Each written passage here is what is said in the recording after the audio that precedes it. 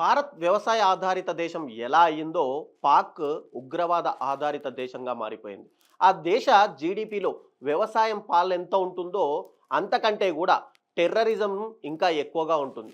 కొన్ని గల్ఫ్ దేశాలు మనం చూసుకుంటే కనుక గల్ఫ్ దేశాలన్నీ కూడా ఆయిల్ ప్రొడక్ట్స్ అమ్మి ఎలా సొమ్ము చేసుకుంటాయో పాకిస్తాన్ ఏమో టెర్రరిజాన్ని తయారు చేసి అలాగే సొమ్ము చేసుకుంటుంది. పాకిస్తాన్లో ఉన్న టెర్రర్ నెట్వర్క్ వర్త్ ఎంత, ఈ ఉగ్రవాద కార్యకలాపాల్లో అత్యంత కీలకంగా ఎవరు వ్యవహరిస్తున్నారు, పాక్ సైనికులు రిటైర్ అయ్యాక ఇక్కడ ఏం చేస్తుంటారు, ఇక్కడ టెర్రర్ గ్రూప్లకు అంటే మిలిటరీ కార్యకలాపాల్లో వాళ్ళకు శిక్షణ ఇచ్చేది ఎవరు, పాక్ మాజీ సైనికులకు ఉగ్రవాదులకు ఉన్న సంబంధ బాంధవ్యాలు ఎలాంటివి, నిఘా వర్గాల నివేదికలు అసలు ఏం చెప్తున్నాయి అనేది మనం ఈరోజు వీడియోలో అయితే మాట్లాడదాం. అయితే ముందుగా పాకిస్తాన్ ఉగ్రదేశం ఎలా అయ్యిందని చూద్దాం. అయితే ఒక పెద్ద లిస్టే ఎందుకు బయటపడుతుంది.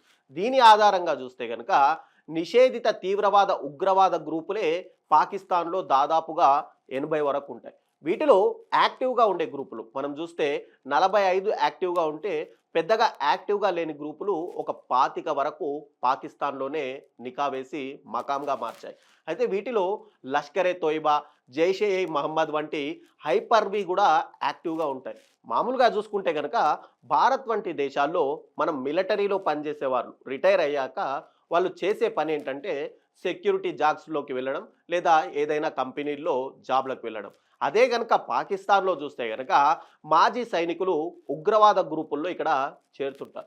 దాన్ని బట్టే మనకు ఈ రెండు దేశాలకు ఎంత తేడా ఉందో ఇక్కడ స్పష్టంగా చూసుకోవచ్చు. అయితే పాకిస్తాన్లో మాజీ సైనికులకు ఇదొక ఆదాయ వనరు లాంటిది. పాకిస్తాన్ గత కొన్ని దశకాలుగా అంటే కొన్ని దశాబ్దాలుగా ఉగ్రవాదాన్ని ఎలా పెంచి పోషిస్తుందనేది మనం చూస్తే కనుక ఇందులో మాజీ సైనికులది అత్యంత కీలక పాత్రగా మనం ఇక్కడ చెప్పుకోవచ్చు.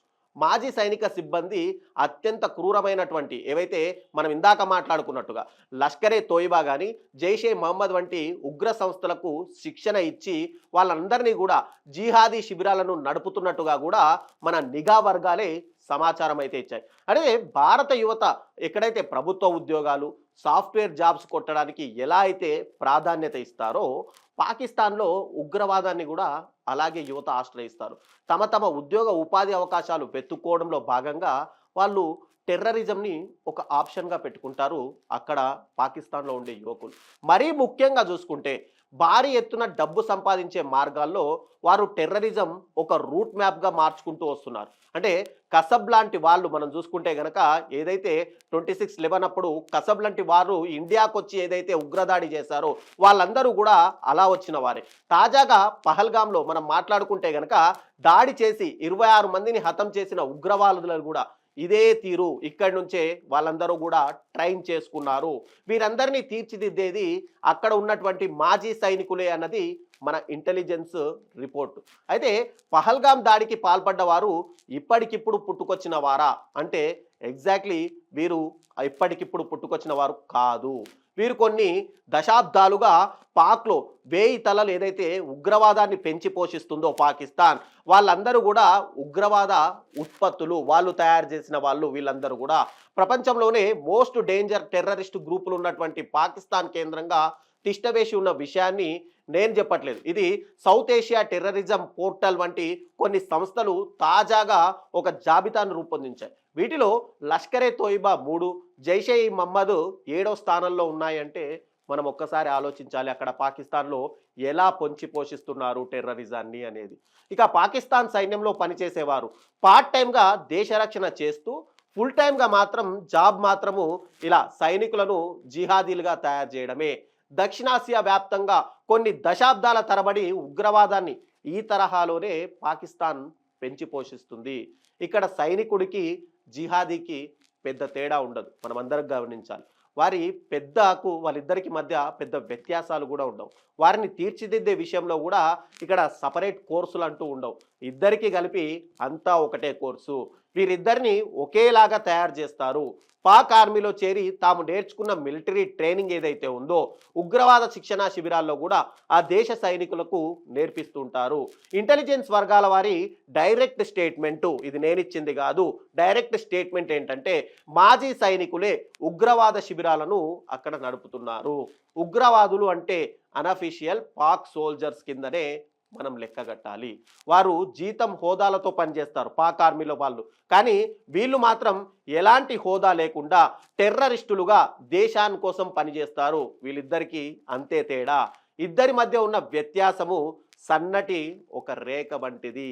2019లో మనం మాట్లాడుకుంటే పుల్వామా దాడిలో 40 మంది సిఆర్పిఎఫ్ సిబ్బందిని బలిగొన్న లష్కరే తోయిబా కానీ లేదంటే జైషే మహమ్మద్ వంటి ఉగ్ర సంస్థలకు పాకిస్తాన్ అనేది నిధులిస్తూ ఉంటుంది. ఈ సంస్థలు పాక్ భూభాగం అంతటా కూడా విస్తరించి ఉన్నాయి. అక్కడే శిక్షణా శిబిరాలను నిర్వహిస్తున్నాయి. రాడికలైజేషన్ కానీ ఆయుధ శిక్షణ కానీ ఆత్మాహుతి దళాల తయారీ కేంద్రాలుగా ఇవి అక్కడ నానాటికి పెరుగుతున్నాయే తప్ప ఎంత మాత్రం కూడా తగ్గడం లేదు. వీటన్నిటికీ పాకిస్తాన్ మాజీ సైనికులే నిర్వాహకులు. ఇక పాకిస్తాన్ అబోటోబాద్లో ఒసామా బిన్ లాడెన్ని గుర్తించి చంపినటువంటి అమెరికా ఈ ఆపరేషన్ గురించి ఒకానొక సందర్భంలో చెప్తూ ఇస్లామాబాదు ఉగ్రవాదులకు ఎలాంటి సహాయ సహకారాలు అందిస్తుందో చెప్పడానికి ఇంతకంటే మించిన ఉదాహరణ లేదని కూడా గతంలోనే తేల్చి చెప్పింది. ఇక చైనానేమో వరల్డ్ ప్రొడక్షన్ హౌస్గా తయారవుతుంటే భారత్ వరల్డ్ సర్వీస్ సెక్టార్కే ఒక హెడ్ క్వార్టర్గా ఉంది. ఈ రెండు దేశాల ఈ పేరు ఎలాంటిదో పాకిస్తాన్కి వరల్డ్ టెర్రరిస్ట్ మ్యానుఫ్యాక్చరింగ్ యూనిట్గా కూడా అంతటి పేరుంది. దీని వెనుక కీలకంగా పనిచేస్తుంది మాజీ సైనిక వర్గాలే. కాబూల్లోని భారత్ అమెరికా రాయబార కార్యాలయాలపై జరిగినటువంటి 2008 దాడి కావచ్చు, 2011 దాడులు కావచ్చు, 2005లో మనం లండన్ దాడుల గురించి మాట్లాడుకోవచ్చు, 2024లో మాస్కో దాడులు సైతము ఇక్కడ అంటే పాక్ ప్రేరేపిత ఉగ్రవాద కార్యకలాపాల్లో ఇదొక భాగం. ఒక్కో గల్ఫ్ దేశం మనం మాట్లాడుతుంటే కానీ సౌదీ అరేబియా కానీ లేదంటే ఖతార్ లాంటి దేశాలు చూసుకుంటే కనుక ఇవన్నీ కూడా ఇస్లామిక్ దేశాలు. ఒక్కో గల్ఫ్ దేశం కూడా పెట్రోల్ డీజిల్ వంటి ఆయిల్ ప్రోడక్ట్లను అమ్మి సొమ్ము చేసుకుంటుంటే పాకిస్తాన్ మాత్రం టెర్రరిజాన్ని అమ్మి సొమ్ము చేసుకుంటుంది.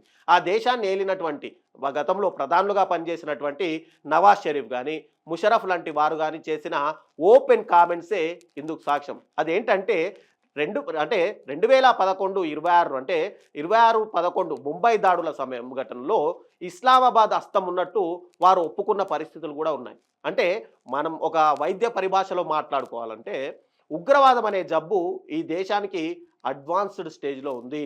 ఉగ్రవాదం ఆపేస్తే గనక పాకిస్తాన్ కేలం అనేది ఖతం.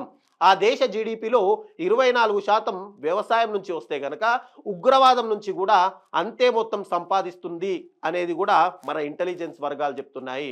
మతపరమైన విద్య అభ్యసించడం కానీ ఆపై జిహాదీ గ్రూపుల్లో చేరడం కానీ ఇలాంటి ఏదైతే టెర్రరిస్ట్ అటాక్స్ చేయడానికి కానీ భారీ మొత్తంలో పొందడం. ఇంకొక రూట్ మ్యాప్ ఏంటంటే తాజాగా పెహల్గాం దాడి చేయడానికి కాశ్మీర్కి వచ్చిన టెర్రరిస్టులు ఈ దిశగా ఏదైతే మనం మాట్లాడుకున్నామో అలా తయారై వచ్చిన వారే అని కూడా మన నిఘా వర్గాలే చెబుతున్నాయి. ఇక ఏప్రిల్ 22 నాటికి ఏదైతే పెహల్గాం దాడికి పాకిస్తాన్లో లింక్ అయి ఉన్నట్టుగా భారత భద్రతా సంస్థలు ఇప్పటికే ఆధారాలతో సహా ప్రపంచం దృష్టికి తీసుకొచ్చాయి. ఈ సమాచారాన్ని యుఎస్ కానీ యూకే కానీ ఫ్రాన్స్, జర్మనీ, రష్యా, ఇటలీలతో పాటు చైనాకు కూడా మన భారతదేశము స్పష్టం చేసింది. పాకిస్తాన్లో ఆ దేశ రాజకీయ నాయకులకు మరే ఇతర ప్రముఖులకు లేనంత ప్రాధాన్యత ఇక్కడ భద్రత ఉగ్రవాద సంస్థాధిపతులకు కల్పిస్తుంటారు. ఎందుకంటే ఆ దేశం అనేది టెర్రరిస్ట్ ఆధారిత దేశం. దీంతో వారి అడుగులకు ఇక్కడ పాకిస్తాన్లో టెర్రరిస్ట్ గ్రూపుల అడుగులకు మడుగులొత్తుతుంటారు. ఇక భారత్కి వ్యతిరేకంగా వారు ఉగ్ర కార్యకలాపాలు సాగిస్తే వారికి మరింత ప్రియారిటీ ఇస్తారు. ప్రపంచవ్యాప్తంగా ఎక్కడ ఎలాంటి టెర్రర్ అటాక్స్ జరిగినా దాని మూలాలు ఖచ్చితంగా మనం పాకిస్తాన్లో వెతుక్కోవచ్చు. ఇక్కడ నుంచే ఆ సహాయ సహకారాలు కూడా వాళ్ళకు అందుతుంటాయి. అంటే దీనంతటికి వెనక పాకిస్తాన్ ఆర్మీలో పనిచేసినటువంటి మాజీ సైనికులే మెయిన్ కారణంగా ఉంటారు. పాకిస్తాన్ ఆర్మీ కానీ టెర్రరిజం అనేది కానీ రెండు విడదీయలేని అనుబంధంగా మన నిఘా వర్గాల నివేదికలే చెబుతున్నాయి. పాకిస్తాన్ ఎంతగా టెర్రరిజాన్ని పోషిస్తుందో ఇక ప్రపంచ దేశాలు ఇప్పటికైనా బయటికి వచ్చి పాకిస్తాన్ని టెర్రరిజాన్ని ఆపాలని యుఎన్లో చెప్పొచ్చు, లేదంటే అన్ని దేశాలు దాన్ని ఖండించవచ్చు. భారత్ ఇప్పటికే పాకిస్తాన్ మీద అనేక విధాలుగా అంటే డైరెక్ట్ యుద్ధం ప్రకటించినప్పటికీ కూడా ఇప్పటికే సింధు జలాల విషయంలో కానీ పాకిస్తాన్ పౌరులను భారత్ నుంచి వెళ్ళిపోవడం కానీ ఇలా అన్ని రకాలుగా అష్టదిగ్బంధనం చేస్తూనే వచ్చింది. ఇక యుద్ధమే అనివార్యం అన్నప్పుడు కూడా భారత ప్రధాని ఇప్పటికే సైనికులకు ఫుల్ స్వేచ్ఛ కూడా ఇచ్చేశారు. ఈ వీడియోపై మీ అభిప్రాయాల్ని కామెంట్ రూపంలో తెలియజేయండి.